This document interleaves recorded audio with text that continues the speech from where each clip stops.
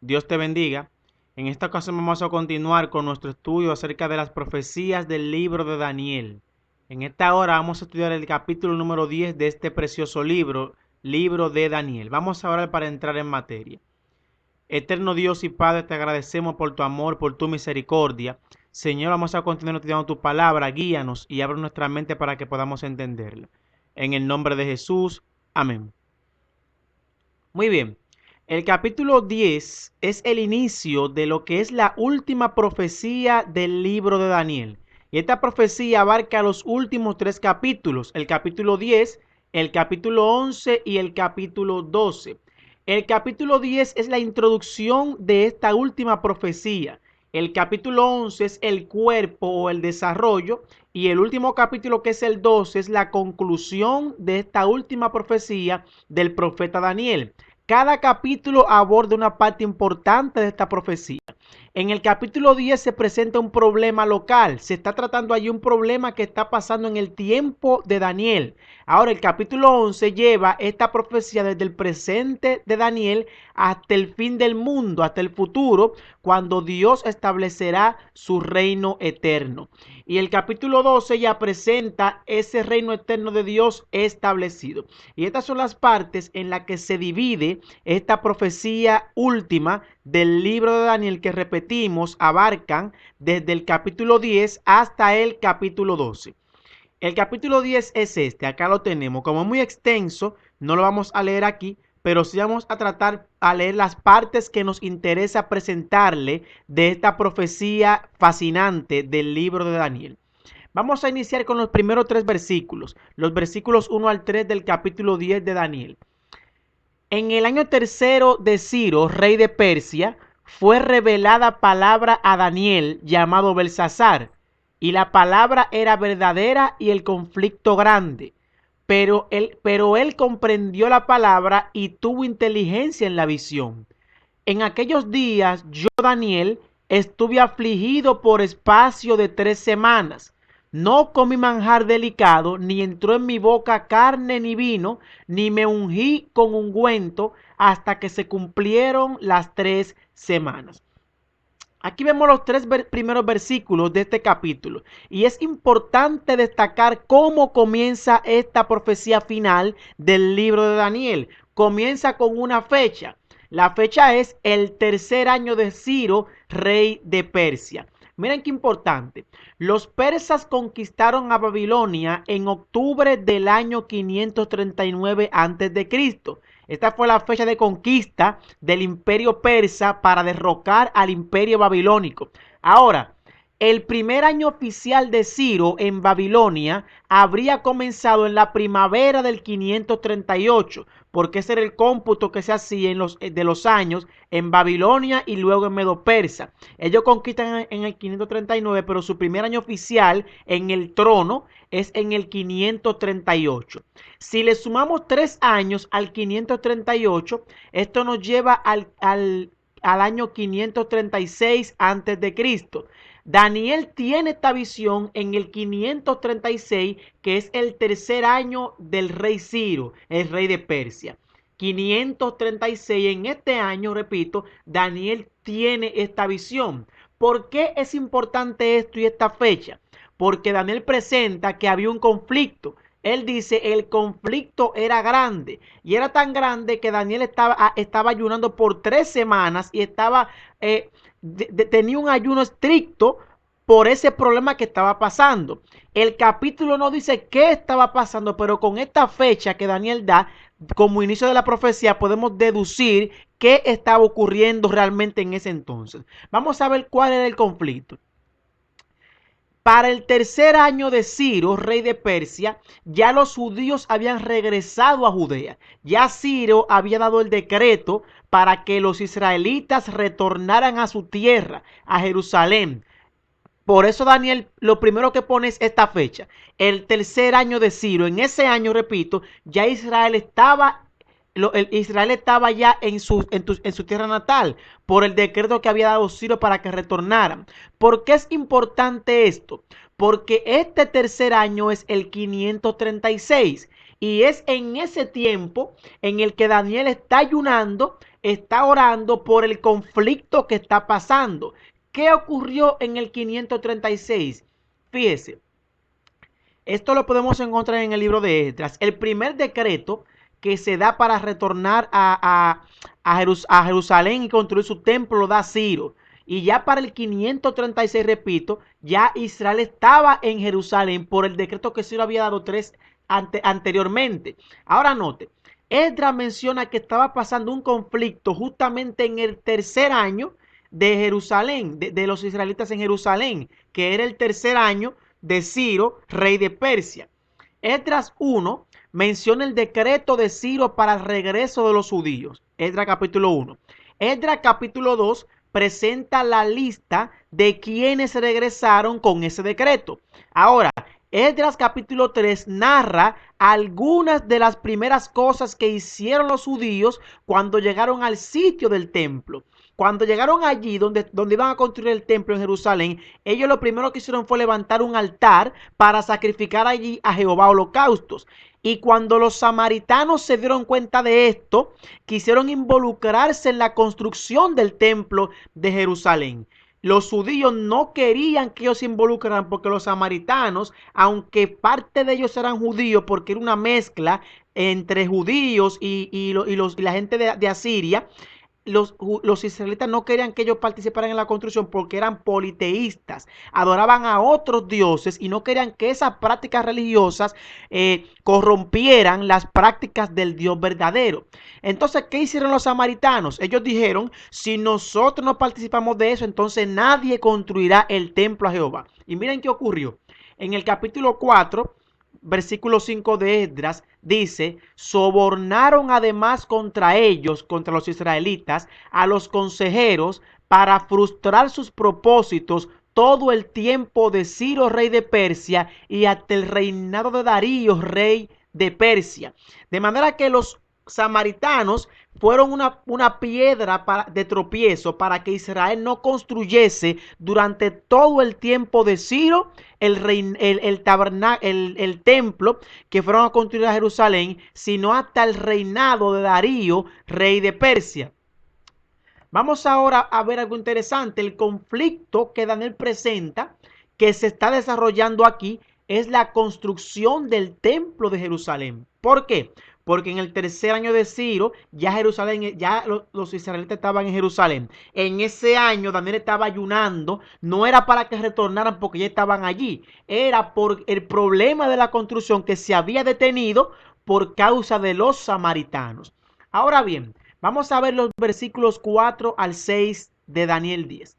Allí ya entra en aparición un ser divino. Dice, y el día 24 del mes primero, estaba yo a la orilla del gran río Hiddekel, y alcé mis ojos y miré, y he aquí un varón vestido de lino y ceñidos sus lomos de oro de Ufaz.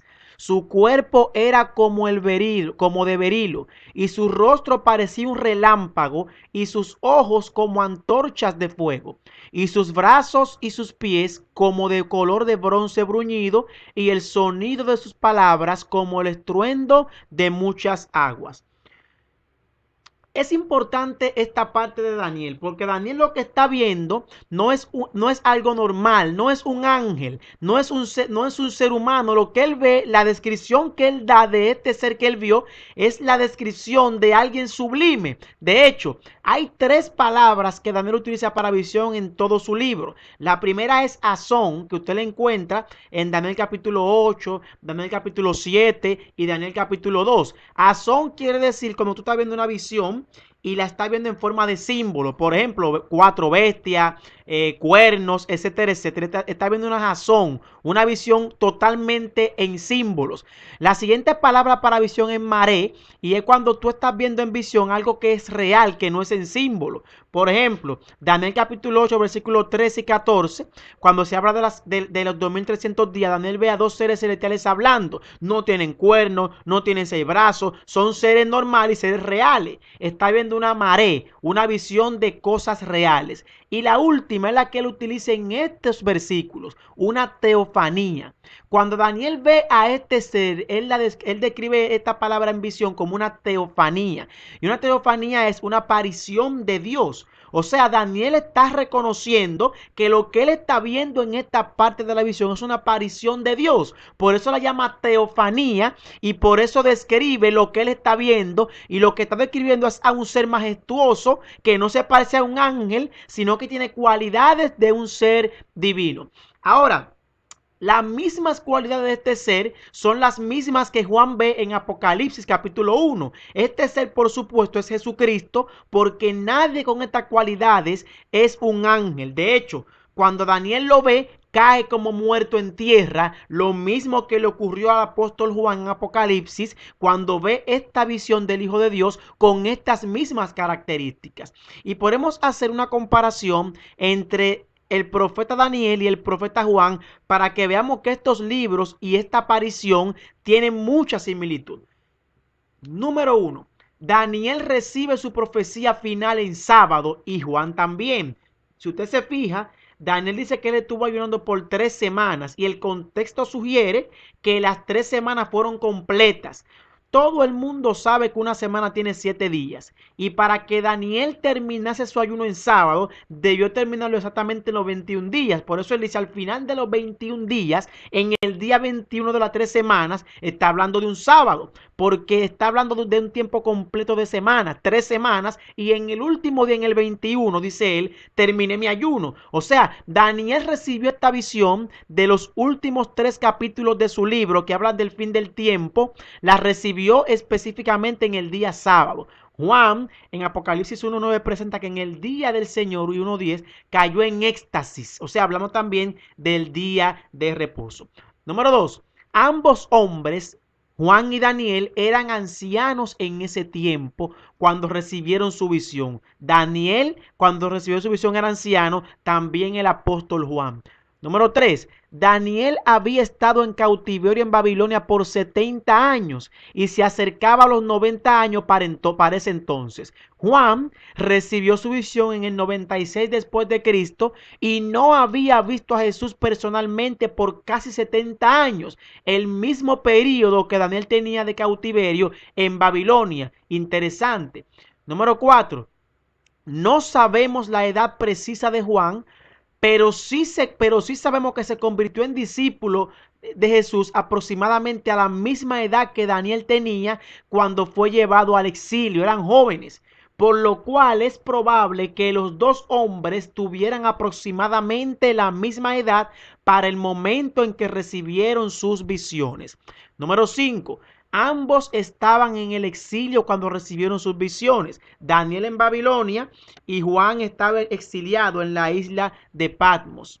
Número 6. Sus visiones fueron del mismo tipo, del mismo carácter. Ambas contenían un tipo especial de profecía apocalíptica. Ambas terminaban con el reino eterno de Jesucristo. Y número 7. En ambas visiones, Jesús, que es Dios, adoptó apariencias similares. Juan vio a Jesús de pie entre los candeleros del santuario, vestido como un sacerdote, pero también exhibiendo la brillantez y la gloria de la persona de Dios, tal cual lo vio Daniel en el capítulo 10.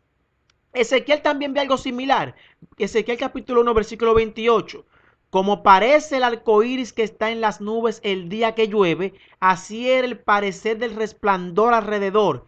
Esta fue la visión de la semejanza de la gloria de Jehová, y cuando yo la vi, me postré sobre mi rostro y oí la voz de uno que me hablaba. También Ezequiel vio un resplandor de gloria cuando tuvo la visión del Hijo de Dios. Tanto Daniel, tanto Juan y tanto Ezequiel, cuando vieron esta visión del Hijo de Dios, los tres cayeron en tierra adorando a Dios. Evidentemente Daniel cayó como muerto, Juan también, y en esta parte Ezequiel se postra adorando a Jehová cuando tiene esa visión de su aparición. Evidentemente esa aparición no es en todo su esplendor, Dios en toda su gloria, sino Cristo en forma que ellos pudiesen soportar esta visión.